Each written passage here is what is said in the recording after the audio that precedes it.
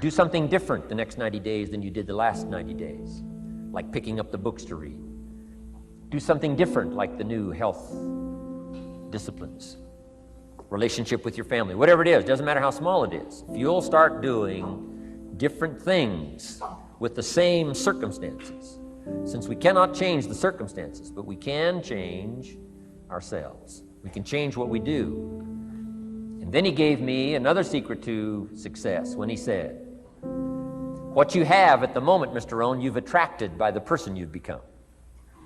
What you have at the moment, you've attracted by the person you've become. Few little simple principles here. Once you understand these, it starts to explain so much.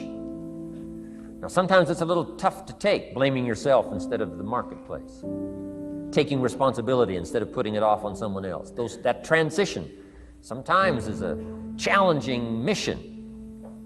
And this one was a little tough for me.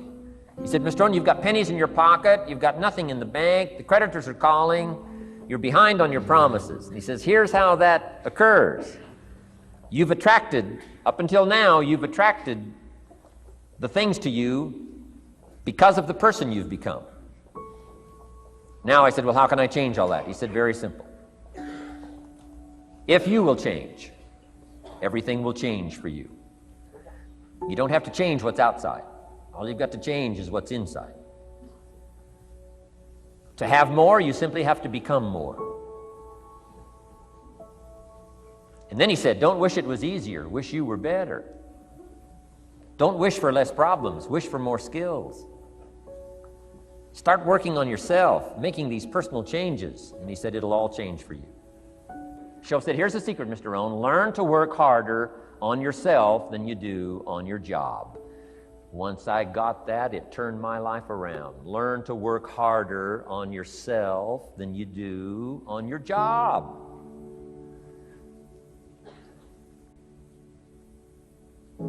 He said, if you work hard on your job, you'll make a living.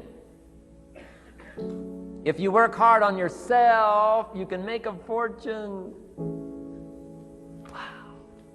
If you would have known me at age 25, you would have said, Jim Rohn's a hard worker. If you'd have known me, you'd have said that. I'm the guy, I don't mind coming a little bit early, staying a little bit late, I don't mind that. You'd have said, well, Jim Rohn's a hard worker. You say, well, how come he's got pennies in his pocket and nothing in the bank and behind on his promises? Well, I was a hard worker, but I was working hard on my job, not on myself. I'm telling you, if you'll learn that simple little principle and start the process today, latest tomorrow, give you tonight to think it over. And start this whole process of personal development, work on yourself, make yourself more valuable to the marketplace. I'm telling you, you can so dynamically change your income, and economics is the least of the values that you can start earning in terms of equity if you'll start working harder on yourself than you do on your job. Work hard on yourself and develop the skills. Work hard on yourself and develop the graces. All of the stuff necessary to become more valuable to the marketplace. I'm telling you, your whole life can explode into change. Promotions, no problem. Becoming more valuable to the company, I'm telling you, no problem. Money, no problem. Economics, no problem. Future, no problem. If you just go to work on the right thing. Not get things out there to change. Don't try to change the seed. Don't change the soil. Don't change the sunshine. Don't change the rain. Don't change the mix of seasons. Let the miracle of everything that's available work for you, and start working on the inside. Work on your philosophy. Work on your attitude. Work on your personality. Work on your language. Work on the gift of communication. Work on all of your abilities. And if you'll start making those personal changes, I'm telling you, everything will change for you. Mr. Shoaff, over a 5-year period before he died at age 49, who taught me some extraordinarily simple things. He only went to the 9th grade in school. Never finished high school, never went to college, never went to university. So he put his ideas and his experiences in very simple language, which I think for me, a kid from the farms of Idaho, that simplicity was so important. Because if it would have been technical, I'd have missed it. If it would have been mystic, I would have, backed away. But it was just basic, blunt, ABC, familiar stuff that I hadn't thought of before. And he did start to remind me, and those ideas changed my life. Mr. Shoaff was the one when I said, this is all they pay. He said, you've been working 6 years, Mr. Rohn, how come you're not doing better? And I said, this is all the company pays. He says, well, that's not true. I said, no, this is my paycheck. This is all the company pays. He said, no, this is all the company pays you. I thought, that's a new way to look at it, right? He said, doesn't the company pay 2, 3, 4, 5 times this amount to other people? And I said, well, yes. He said, well, then this is not all the company pays. It's all they pay you. And if you qualified, wouldn't your income grow 2, 3, 4, 5 times? I said, I suppose. So he said, we don't have to work on the company. We have to work on you. See, that was the beginning of what he called the phrase personal development. I told him things cost too much. He said, no, you can't afford them. I thought, well, that's a new concept. I hadn't thought about that. You know, we put some of the valuable things on the high shelf, so you can't get to them until you qualify. If you want the things on the higher shelf, you got to stand on the books you read. Every book you read, you get to stand a little higher so you can get the things on the higher shelf. See, I learned those concepts. It was so incredible. And here was the most important one. Success is something you attract by the person you become. See, that phrase changed my life. Success is something you attract by the person you become. Success is not something you pursue. It's like chasing a butterfly. You can't quite catch it. Success is something you attract by becoming an attractive person. See, those were new concepts to me. I'm just working hard trying to make a living. Here's what he said to me. This changed my life. I got a chance to teach this in Moscow and across Russia. 3 visits, now the 4th. Here's what Shove taught me. Profits are better than wages. Nobody taught me that in high school. Nobody taught me that. I went to 1 year of college. Nobody taught me. Profits are better than wages. Wages make you a living. Profits make you a fortune. And how could you work on both a living and a fortune? He said, well, you could start part-time working on your fortune while you're working full-time on your living. I thought, wow. Now, he said, it's fun to get up in the morning. Not just getting up, go to work to pay the rent, but to get up to go to work to make a fortune. First, to make a living for my family. Second, to make a fortune. And he taught me how to make both a living and a fortune. Guess what I did? I learned how to make both a living and a fortune. And I found out anybody could do it once they get the information. And at age 25, I started receiving this extraordinary information. Here's what he said. Your income is directly related to your philosophy, not to the economy. I thought, no one ever told me that. I kept hoping the economy would change. He said, no, your philosophy has to change. I assured him that I had my fingers crossed. He said, that won't help. Then what could I do to change my income and multiply it by 2, by 3, by 5, by 10, and then multiply it by 10 again? What could I do? And he started giving me the disciplines and the process of learning the skills to change my life. This was an extraordinary man. Those were extraordinary times for me. Life-changing in every manner that you can imagine. But very simple ABC concepts. Here's what I learned. Not to search for the exotic until you've discovered the basic. And those basic philosophies that he shared with me during that time were life-changing. Success is something you attract by the person you become. Success is not something you pursue, chase, run after. Success is something you develop, something you become. You attract success. So the whole key to unlock all the treasures, whether it's economic treasures or spiritual treasures, financial, social, personal, every way you can possibly think of, is by your own personal development. And then he added one more, which is so important, and it's probably worth the price of the seminar. Here it is. What you become is much more valuable than what you get. What you become is much more valuable than what you get. The major question to ask on the job is not what am I getting here. The major question to ask on the job is what am I becoming here. Not what am I getting, what am I becoming? So it's very important what you become.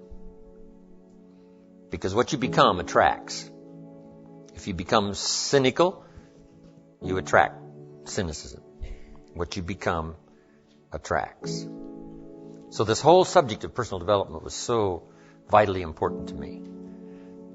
It changed my life. I was a millionaire by age 31. And that was just the economic part of it. It took me 6 years from age 25 to age 31. It was unbelievable. Remember, be a student, not a follower. And here's what you must always do. Design your own personal life. I'm very happy for people to take notes at my seminar, but I'm also just as happy if somebody says, hey, this is not for me, tear up all these notes and throw them away. That's just as valid for me. Right? Remember, be no one's disciple. Chart your own course. Make what you do the product of your own conclusion. What I'm saying here is be your own person. You don't have to be a model of someone else. You don't have to do it like anybody else. Right? Do it like yourself. Buy what you want to buy. Listen to what you want to listen to. Make changes if you want to make changes, and don't make changes. Right? It's your life. I'm telling you. And don't let anybody persuade you any different. Success is not a stereotype. Success is not a Ferrari. Success is not an automobile. It's not a house. It's not a place. It's not money in the bank. It's not $1 million. That's not success. Success is the continual unfolding of the design of your own life and pulling it off. That's what success is. The continual unfolding of the design of your own personal life and pulling it off in whatever degree you wish. That is success. Successful in doing whatever you want to do that makes sense to you, for you, your family, your responsibilities, or take on responsibilities or refuse responsibilities. That's strictly all up to you. We've been given the power of choice. Every life form except human beings operates by instinct in the genetic code. Now, why not human beings? Because here it is. We've been given the dignity of choice. We're not like a robot. We're not stuck like a tree, using up all the nourishment, nothing left, now you died because you can't change location. Not true. Humans can go north, south, east, west. Humans can change, do anything they want to do. We've been given the dignity. But here's what's interesting about all life form except humans. Every life form except humans strives to the max of its potential. How tall will a tree grow? As tall as it possibly can. You never heard of a tree growing half as high as it could. No, that is impossible.